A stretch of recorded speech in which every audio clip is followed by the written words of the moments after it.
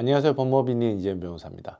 오늘은 유튜버들의 점포 촬영과 리뷰를 둘러싼 법적 문제를 실제 사례들을 바탕으로 함께 정리해 보겠습니다. 특히 업무방해죄, 인격권 초상권, 그리고 명예훼손, 저작권과 관련된 부분까지 함께 살펴볼 예정이니까 같이 따라와 주시면 좋을 것 같습니다. 먼저 점포 외관 촬영입니다.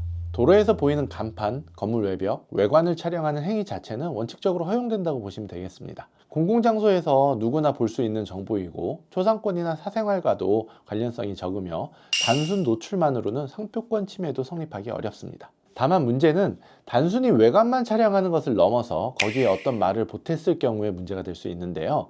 외관 촬영 자체는 괜찮지만 그 앞에서 허위 사실을 외치거나 영상에 허위 사실을 보태거나 퍼뜨려서 사실상 영업을 마비시키면 곧바로 업무방해나 명예훼손 문제가 되는 겁니다. 형법 제314조는 위력으로서 사람의 업무를 방해한 경우나 허위의 사실을 유포하여 업무를 방해한 경우를 업무방해죄로 처벌하는데요. 한 유튜버가 핫도그 점포 앞에서 방송을 켜고 똥가루를 섞어서 판다, 발암물질 핫도그 먹지 마세요 라는 허위 사실을 크게 외치며 해당 문구를 쓴 종이박스를 들고 1인 시위하는 장면을 촬영한 사건에서 법원이 업무방해죄를 인정하여 벌금 200만 원을 선고한 사건이 있었습니다. 이걸 보면 유튜버의 방송 행위라 할지라도 그것이 비판의 수준을 넘어서 허위사실 유포를 통한 영업방해에 해당할 때에는 형법 제314조의 업무방해죄가 충분히 성립할 수 있다는 점을 알 수 있는데요. 여기서 주의할 점은 촬영 자체가 아니라 결국 무엇을 말했는가, 그리고 그 내용이 사실인가 허위인가 하는 것이 핵심이라는 점입니다. 이제 위치를 점포 내부로 한번 옮겨 보겠습니다. 점포 내부는 일반에 개방되어 있더라도 영업주의 사실상 지배 관리 아래에 있는 사적 영역입니다.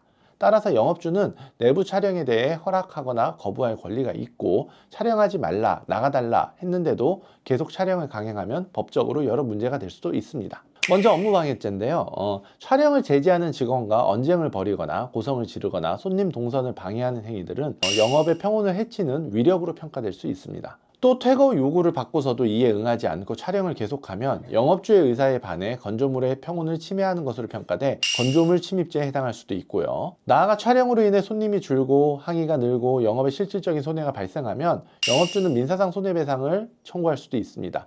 다만 어디까지나 이건 이론상의 문제이고 그 경우 손해액이나 인과관계 입증이 현실적인 변수가 되긴 하겠지만 말이죠. 결론적으로 남의 점포에 들어가서 마음대로 찍고 또 주인이 나가라고 하는데도 계속 버틴다면 이제 더 이상 표현의 자유 영역으로 보호받는 영역이 아니라 민형사상의 문제로 넘어갈 수 있다는 거죠. 다음은 초상권, 인격권 침해와 위자료입니다. 헌법 제10조는 인간의 존엄과 가치, 행복 추구권을 규정하고 있고 판례는 초상권을 인격권의 한 내용으로 인정하고 있습니다. 그리고 인격권을 침해할 경우 민사상 불법행위 책임을 부담할 수 있고요. 만약 당사자 동의 없이 개인 식별이 가능한 모습이 촬영되거나 공개되고 그로 인해 인격적 이익까지 침해가 된다면 당연히 초상권 침해에 해당하게 됩니다. 실제로 한 유튜버가 자신의 채널을 통해 다른 유튜버를 모욕하고 범죄 전력 등을 언급하며 반복적으로 인격을 공격한 사례에서 일단은 형사재판에서도 모욕죄가 인정되어 유죄 판결이 나왔지만 그에 따른 민사상 손해배상 청구 소송에서도 피고의 방송 내용이 인격권, 명예권을 침해하는 불법행위라고 보고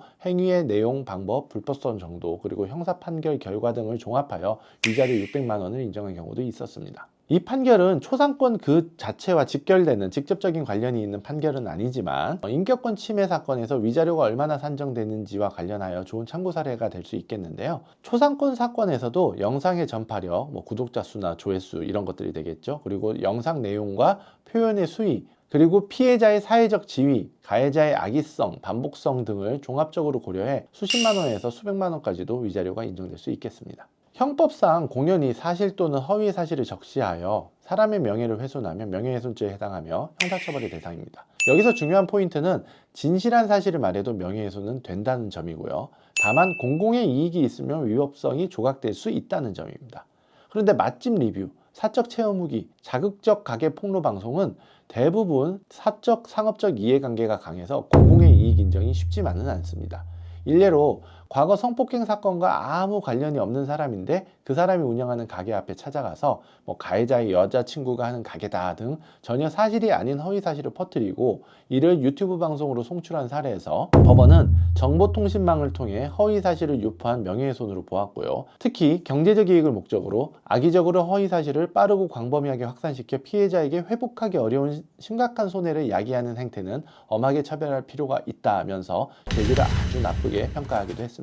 허위사실 기반의 비난 콘텐츠는 표현의 자유에서 보호받는 영역이 아니라 어디까지나 형사범죄, 명예훼손이나 업무방해와 같은 영역에 해당할 수 있다라는 점을 보여줍니다. 공익제보 혹은 정의로운 폭로라고 포장한다 해도 허위사실 앞에서는 설 자리가 없어지는 겁니다. 모든 비판적 콘텐츠가 불법은 아닙니다. 법원은 합리적인 범위의 비판, 그리고 비평, 그리고 공공의 관심사에 대한 토론은 오히려 보호해야 될 표현의 자유의 하나로 봅니다. 이를 잘 보여주는 사례가 바로 자동차 리뷰 사건인데요.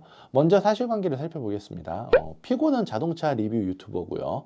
원고는 자동차 제조사였습니다. 피고가 원고의 광고 영상을 자신의 리뷰 영상에 일부 삽입하자 원고가 저작권 침해를 주장했고요. 이에 대해 피고는 차량 성능이나 가격 정책에 대한 비판을 위해서 정당하게 인용한 것이다 라고 항변했습니다. 법원은 피고 영상의 목적이 영리적 요소가 다소 있다 하더라도 보도 비평의 목적이 충분히 인정되고 그리고 자동차의 성능, 가격 정책 등은 공적 관심사에 해당하며 광고 영상의 시장 소유를 대체한다고 보기는 어려운 점 등을 고려해서 저작재산권의 침해를 부정했습니다.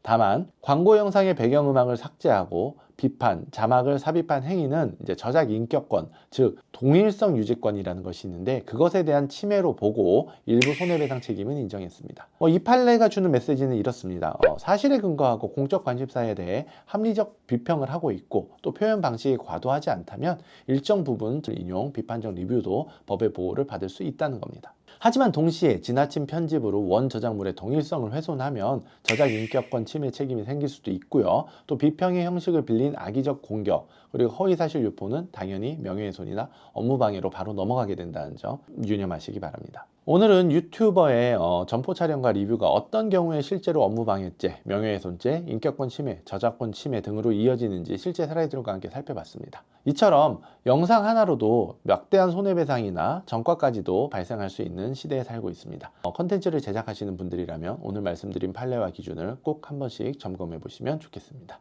지금까지 법무법인 이재훈 변호사였습니다.